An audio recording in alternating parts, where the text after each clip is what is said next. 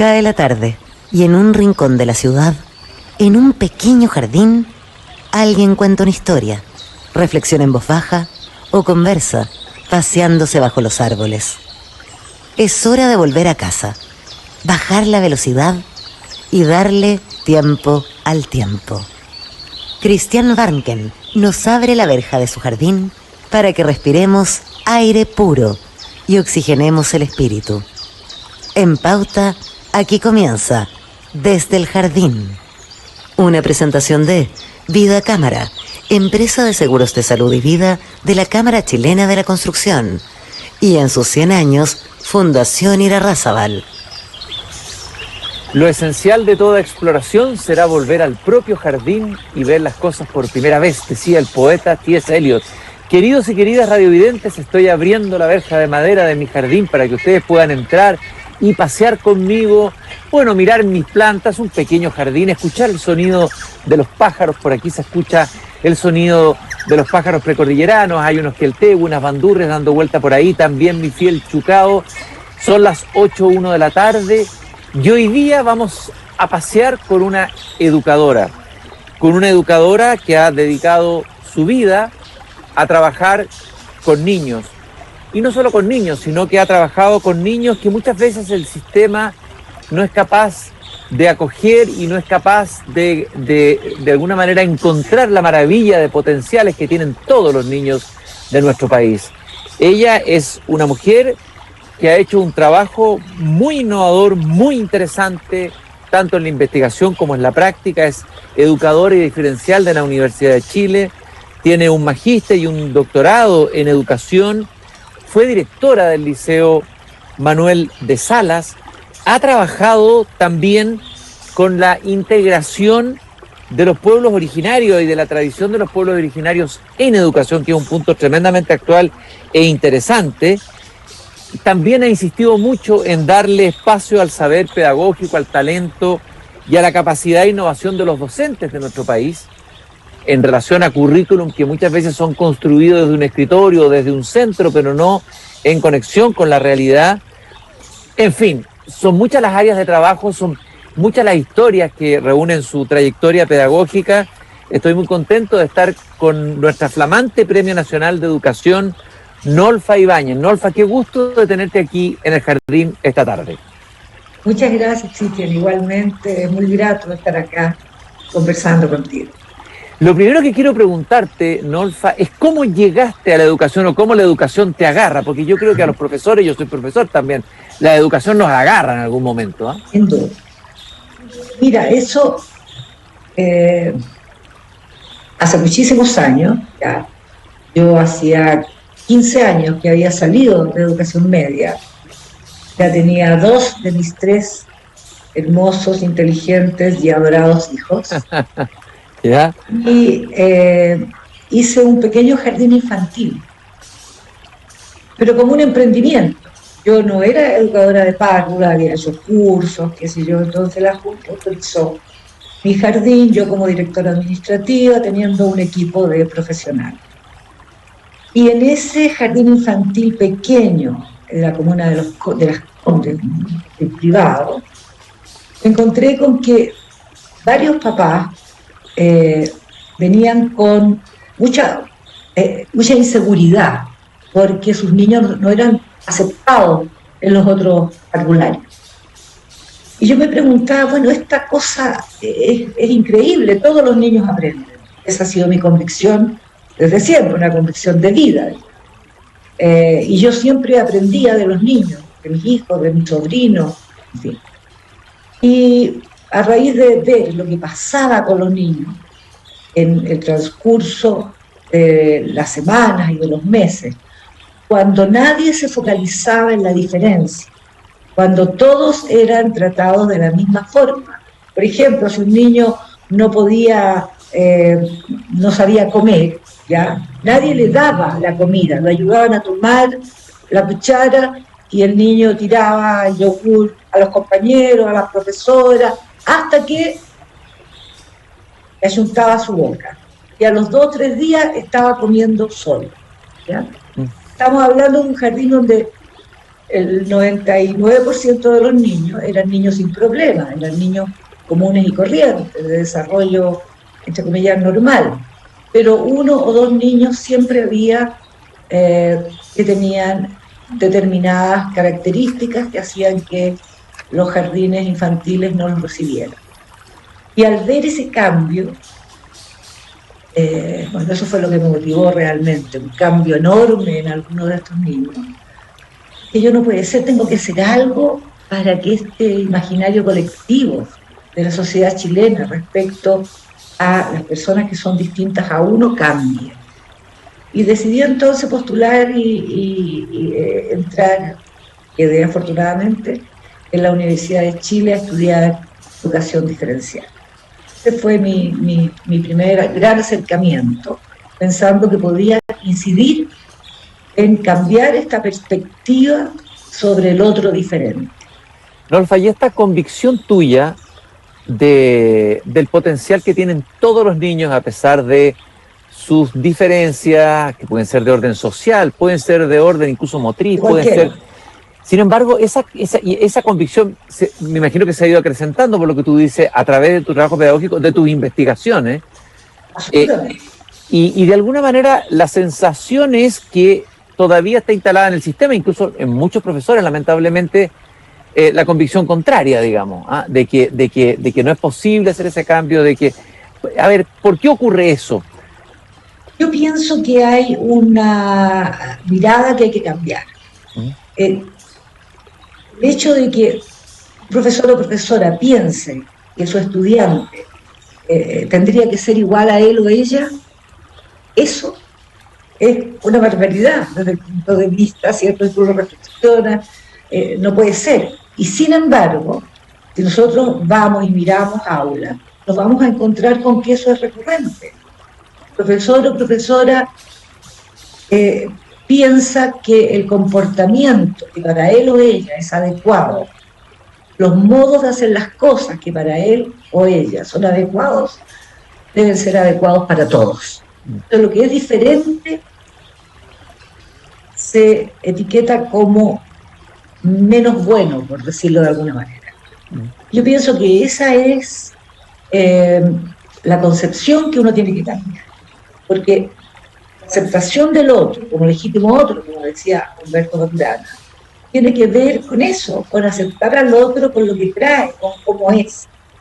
Yo a mis estudiantes, esto que tú relatabas del trabajo con niños, fue con niños diferentes, fue, digamos, por muchos años, pero al inicio de mi carrera. En un determinado momento yo dije, me quedo en educación diferencial, voy a tener menos posibilidades de incidir en la misma educación diferencial. Y amplié la mirada y me fui a educación en general. Y me encontré con que esta división, por decirlo así, entre lo que uno cree que es bueno y lo que otros creen que es bueno, está en todos los niveles. Está hasta en el doctorado, o sea, desde párvulos hasta el doctorado. Los niños deben comportarse de una determinada manera. El niño debe tener una actitud particular. Si tiene otra, hay que corregirla. Y yo estoy de acuerdo con que hay que corregirla, pero hay que corregirla a partir de aceptar lo que el niño trae. Un comportamiento es un comportamiento, no es el niño en sí. El niño no es flojo, no es egoísta, no es desordenado, tiene conductas particulares, y uno dice entonces que es desordenado.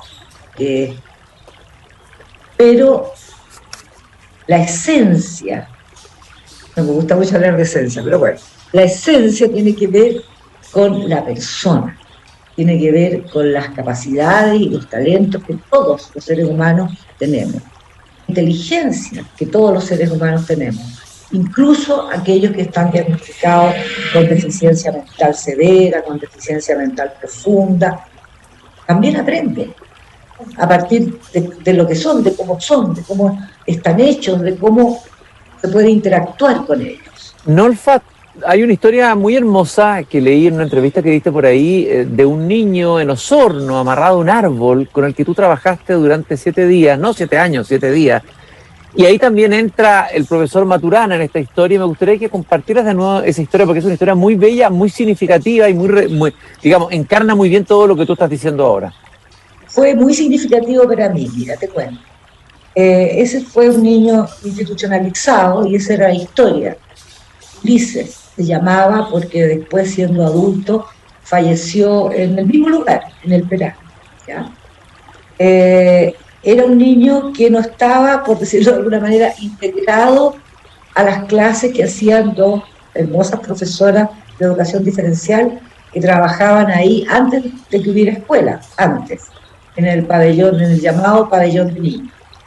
Yo me fui a trabajar con este niño que no tenía lenguaje, que se masturbaba permanentemente, que se golpeaba, se autoagredía permanentemente, entonces estaba lleno de empétigo en su frente, en sus piernas, en sus brazos. Deshilachaba su ropa, se tiraba hasta que encontraba a la hembra y la tiraba hasta que deshacía sus poleras. Y entonces esos comportamientos aparentemente no permitían que estuviese en la sala de clase con otros niños que tenían las mismas condiciones o peores condiciones que las de él. Y yo empecé a trabajar con él y, bueno, hubo cambios. Mi trabajo con él, cuando yo digo trabajo con él, parece que estuviéramos haciendo algo productivo, con una producción particular. No, mi trabajo era establecer una relación entre dos personas. Ese era mi trabajo. ¿Cuál era mi propósito? Tener interacción con ese niño, que yo tuviera presencia para él y él se diera cuenta que tenía presencia para mí. Entonces, a los 7 días, yo esto lo filmé, todas las sesiones, las 7 sesiones, e hice una pequeña edición. Las filmaciones, por supuesto, eran súper complicado hacer eso en ese tiempo, había que llevar el equipo, todo esto fue también gracias a la universidad, a la persona que era auxiliar en ese momento y que aceptó acompañarme y filmar, etc. Bueno, le llevé esta pequeña edición que yo hice a Humberto. Y le dije, mira Humberto, miramos al niño y le dije, esto que pasa con el niño, el cambio que tiene desde del día 1 al día 7, la literatura dice que es imposible que pase. Porque el niño se veía tranquilo, estaba sentado a la mesa conmigo, si se me caía algo, él lo recogía y me lo pasaba. Parecía que lo hubiéramos, no sé, amononado, parecía que lo hubiéramos recién bañado, peinado, y no, era el día igual que cualquiera. Yo le digo esto y él me dice, pero Nolfa, es exactamente lo que yo digo que pasa. El aprendizaje es una transformación en la convivencia, cuando se es aceptado como legítimo otro, que es lo que tú haces. Eso fue para mí muy potente, muy potente. Humberto decía, cierto, que el amor, entre paréntesis, en sus primeros, en esos años Humberto no hablaba de amor, hablaba de pegajosidad biológica. ¿Ya? Era muy feo, yo le decía que Humberto son muy feos, pero es que amor tiene tantas connotaciones, bueno, después, por supuesto, fue amor. Él decía que eso era una condición de nosotros, una condición como seres humanos. Y esa explicación a mí me mostró que entonces uno podía establecer una relación con otro ser humano, siempre, aunque el otro pareciera no quererlo. Y en todos esos años, o fue en los años 80, trabajé con niños con conductas desadaptativas, es decir, en ese tiempo se decía así, niños con conductas desadaptativas, niños que no eran admitidos en escuela especial, no estoy hablando de escuela regular, ¿ya? Y gracias también a la colaboración de muchas personas, la Escuela Especial 86, sus directoras, sus profesores, pude hacer esa larga investigación y mostrarle a mis colegas en los encuentros nacionales de investigadores, mostrarle los videos y decirle, mira, ve, esto pasa, los niños aprenden. Finalmente el niño prefiere estar con uno, y como prefiere estar con uno, aprende las cosas que estamos haciendo juntos. Nolfa, tú dijiste amar. Fíjate que en el decálogo de la maestra Gabriela Mistral yo la leo mucho, toda la semana, y entrevisto profesores aquí en el jardín, profesores de Chile, los días lunes. En el decálogo de la maestra, el primer artículo de ese decálogo dice, ama. Si no puedes amar mucho, no enseñas niño. Me imagino que esa frase te identifica plenamente. Por supuesto, lo que pasa es que aquí yo entiendo las dudas que tenía Humberto a fines de los 70, a principios de los 80, en la palabra, en usar la palabra amor, porque tiene muchas connotaciones. Se confunde a veces con ser cariñoso, se confunde con ser muy amable, hacerle cariño a un niño. No es eso. El amor se refleja en cómo tú compartes tu espacio con el otro, en cómo estamos en igualdad de condiciones, en cómo yo no sé más que el otro en ese momento particular. Entonces yo creo que esa es un poco la dificultad que tiene la concepción de amor para algunas personas. Yo creo que es lo que hay que clarificar, digamos. Estoy conversando con Nolfa Ibáñez, estamos paseando por el Jardín, Premio Nacional de Educación, recientemente galardonada. Esta metodología interaccional integrativa, me gustaría que me explicaras brevemente en qué consiste. Tiene obviamente que ver con esto que estamos hablando, pero cómo la formulas, cuáles son los principios más importantes de esa metodología, Nolfa. Mira, primero te voy a aclarar el nombre, porque parece un nombre tan raro, pero cuando yo elaboré esa metodología, las investigaciones eran parceladas. Quien estudiaba, quien hacía investigación en aprendizaje de lectura, no tocaba nada más. Quien hacía investigaciones a nivel internacional sobre cálculo eran separadas, como si los niños aprendieran a escribir y leer con la mitad del cerebro y a calcular con la otra, por una parte. Por eso se llama integrativa. E interaccional, porque en esos años nadie prestaba atención en educación a la interacción. Por eso tiene ese nombre. Esta metodología está basada primero, fundamentalmente, en la teoría de sistemas. Lo que yo quise hacer, busqué y pensé mucho en eso, fue en cómo hacer que la interacción en la sala de clase fuese diferente al sistema habitual de interacción.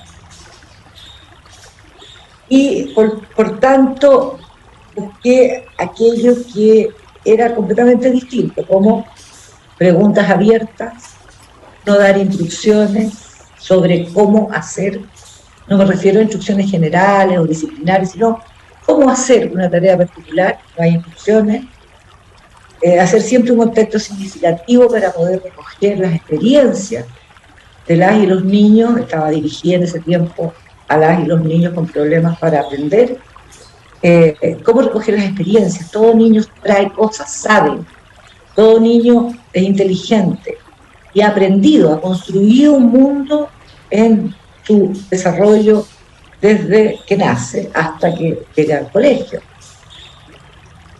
Y por supuesto tomando la línea de resolución de problemas de Vygotsky, fundamentalmente Luria, la escuela soviética, por una parte, de Piaget por otra, pero falta algo que le diera robustez epistemológica a esa metodología. Que encontré cuando comprendí la biología del conocimiento. Entonces se dice que la MI, y se llama, se basa en la biología del conocimiento. Pero en cierto modo sí, pero la metodología ya existía. Y la comprensión de la concepción de aprendizaje y de emociones, concepción de determinismo estructural de la biología del conocimiento de Humberto Maturana, fue como la pieza, siempre digo yo, la pieza de rompecabezas que faltaba a la metodología. dio muchos resultados y ha dado y sigue dando. Nosotros trabajamos con la MIN en la carrera, en formación docente. Mis estudiantes me comentan, mis ex estudiantes que trabajan en distintos lugares, que tienen siempre eso presente. Es algo que yo siempre converso con los profesores en ejercicio, porque creo que es útil. Uno no se imagina mucho cómo hacer clases sin dar instrucciones sobre cómo hacer, pero la verdad es que es bastante fácil.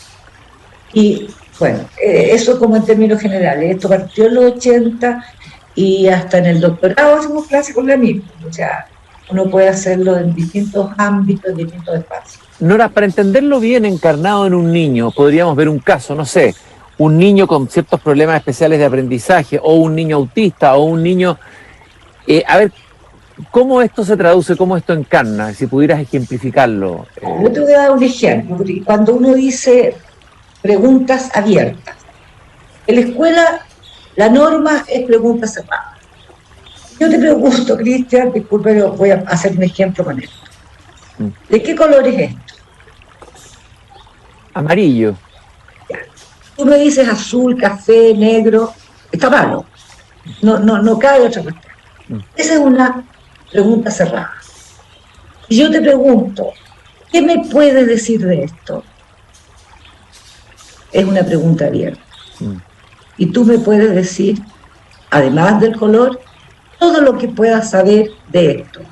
Te lo paso y tú lo tomas en tus manos, vas a poder decirme muchas cosas. Y yo voy a poder saber lo que sabes sobre esto. Con la pregunta cerrada, restrinjo, acoto al mínimo la posibilidad de expresión de lo que el otro sabe. Esto es bien maravilloso, Nora, porque además el profesor se está perdiendo con la pregunta cerrada, conocer más al niño que con la pregunta abierta. Es decir, todo lo que aparece con la pregunta abierta da una información valiosísima y hace aparecer al otro en todas sus dimensiones. Y tal vez lo que hace la educación ahí empieza la aplanadora, ¿no? Con la pregunta cerrada empieza la aplanadora, ¿no? A convertir a todos los niños en lo mismo y casi en autómata, en un cierto sentido, de responderse estas preguntas de una manera, las preguntas con alternativa, etcétera, etcétera, etcétera, etcétera. Y en aprender a contestar lo que cree que quiere que le conteste el profesor o profesora. Claro, elaborar estrategias de sobrevivencia en el fondo. Exactamente, eso lo aprende muy rápido. Entonces las preguntas abiertas tienen que ver con eso. No es fácil para un profesor hacer preguntas abiertas, pero una vez que uno toma esto como una herramienta que ayuda al aprendizaje de los estudiantes, es muy simple. Ese es un ejemplo. Otro ejemplo. Normalmente se les dice a los niños, a las niñas, a los jóvenes, cómo hacer una tarea. Usted haga esto primero, paso 1, paso 2, paso 3, paso 4, para llegar a un propósito. En circunstancias que el objetivo de aprendizaje siempre tiene que ver con el propósito, o la mayoría de las veces, y no con el cómo se hacen las cosas. Yo siempre cuento y relato esto de las personas mapuche, las personas indígenas, ¿ya? Ellos no les dicen a los niños cómo hacer las cosas. Hay un escritor, no recuerdo el apellido en este minuto, Ñanculepe, parece que es Ñanculepe, no estoy segura, pero él lo dice muy claro: nosotros no aprendemos cómo hacer las cosas, hacemos las cosas. Esto de dar instrucciones sobre cómo hacer hace que el profesor se pierda en su objetivo de aprendizaje. El profesor o profesora no tiene como objetivo que el niño escriba de tal manera, que conserve el margen, que ese no es su objetivo de aprendizaje, ¿ya? Pero en el dar instrucciones sobre cómo hacer, se pierde un poco el objetivo. Y se deja de conocer cómo lo habría resuelto el niño o la niña. ¿Cómo podría el niño o niña haberlo resuelto? Un abuelo mapuche, es otra cosa que siempre me relato porque es muy significativa, me preguntó una vez muy seriamente, muy preocupado, me dijo: profesora, pero ¿por qué en la escuela a mi nieto le dicen haga esto así, así y así? ¿Cómo va a saber entonces el profesor si mi nieto podría haberlo hecho de otra manera? Mejor, quizás. ¿Usted me puede decir por qué? La verdad es que yo no tuve respuesta. Yo no sé por qué. No. Entonces, en la MI siempre los estudiantes tienen más de un nivel de ejecución. Es decir, tienen la posibilidad de hacer la tarea, lo que fuere, corporal, con material, sin material, pero de hacerla de más de un modo. Eso te permite también recoger creatividades increíbles de los niños. Bueno, tal vez las mejores preguntas las hizo Neruda en el libro de las preguntas, que muchas de las preguntas que se hacen a veces en los exámenes, ¿no? Son preguntas que pueden abrir mundo y que siguen fascinando por lo demás. Otro tema en el que tú te has apasionado y tengo la impresión de que has dado la pelea es, esto es bien interesante, el dar espacio al saber pedagógico, al talento y capacidad de innovación de los mismos profesores para elaborar los currículum. Brevemente me gustaría que me explicaras eso y qué significaría eso si se lograse eso conseguir. Mira, en la es lo educación mismo, tiene el mismo fundamento que lo que te acabo de decir de más de un modo de ejecución. Si el profesor se guía por lineamientos que vienen desde el ministerio, por ejemplo, de libros que dicen haga primero A, segundo B, tercero C, ¿ya? No sabemos cómo lo haría el profesor o profesora si tuviese la libertad de determinar cómo llega al objetivo, al mismo objetivo de aprendizaje. En Finlandia, por ejemplo, las comunidades escolares determinan cómo llegan a los objetivos de aprendizaje. Y eso solucionaría un problema grave de nuestra educación, que es la descontextualización del currículum en relación al mundo de vida de las y los estudiantes. Un objetivo de aprendizaje para ser logrado en una comuna pobre de la área poniente de Santiago, una escuela pública, es muy distinto a el camino y el proceso puede ser muy distinto a cómo lo hace, por ejemplo, una escuela rural de la Araucanía. Los profesores y la comunidad educativa tuviese la posibilidad de determinar el cómo o los cómo llegan a los objetivos de aprendizaje, yo creo que efectivamente podríamos tener un cambio importante en la educación. Y eso no es difícil. Lo que pasa es que tiene que ver con las lógicas que guían la política pública en educación.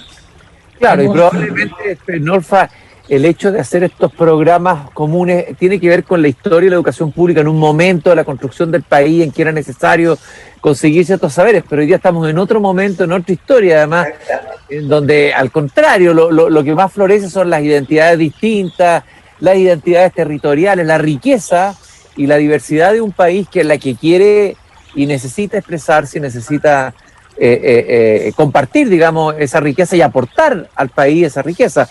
Hay una pregunta que quiero hacerte en los últimos minutos, lamentablemente está muy interesante, así que te voy a tener que invitar de nuevo, voy a aprovechar mi buena voluntad a hacer un segundo paseo por el jardín, porque creo que este tema de la educación es tremendamente importante. Después de la pandemia, hoy día los niños están regresando a las clases presenciales y tal vez estamos ante una oportunidad extraordinaria de hacer estos cambios que no se pudieron hacer antes. Si no se hacen los cambios ahora, no los vamos a hacer nunca. Hay obsesiones, yo lo he visto en algunos establecimientos, colegios, en general en el sistema de recuperar los contenidos que se perdieron, lo que no se enseñó, etcétera, etcétera, etcétera. Tengo la impresión que tú tienes otro foco y te leí por ahí que el foco tuyo es el trabajo, y me gustaría que me lo explicaras, de retomar la confianza hacia los otros como un tema fundamental en educación en el tiempo que viene. Sin duda, porque educación tiene que ver con qué ciudadanos vamos a tener después, por lo tanto, con qué país vamos a tener después. Y la pandemia ha hecho que los niños y jóvenes aprendan a desconfiar, que los niños no se acercan a quienes no conocen, no pueden tocar a quienes no conocen. Entonces hay que hacer un trabajo de recuperación de confianza que a mi juicio tiene que focalizarse en lo colaborativo, en lo que no se focaliza hoy día, en la colaboración, no en la competencia, en la mirada amplia para poder efectivamente hacer presente que lo colectivo es una riqueza, ¿ya? No solo lo individual.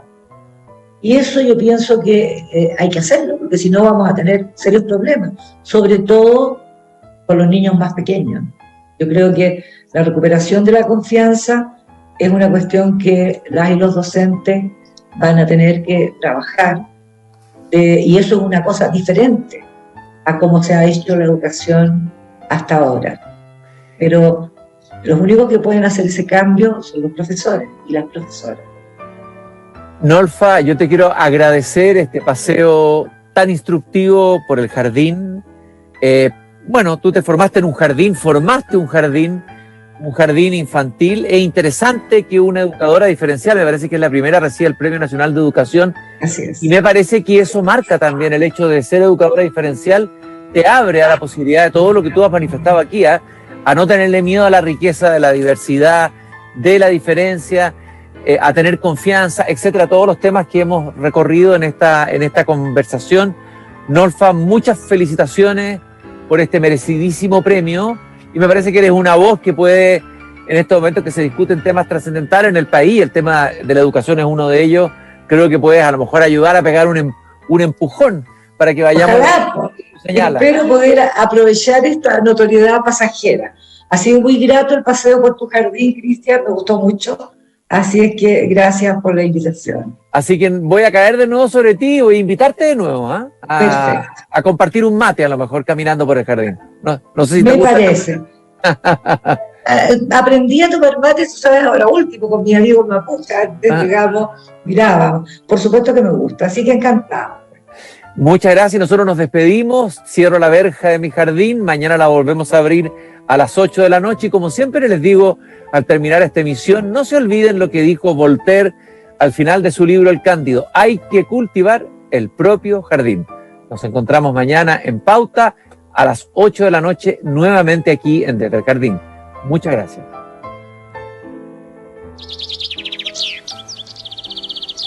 Es hora de cerrar la verja de madera del jardín.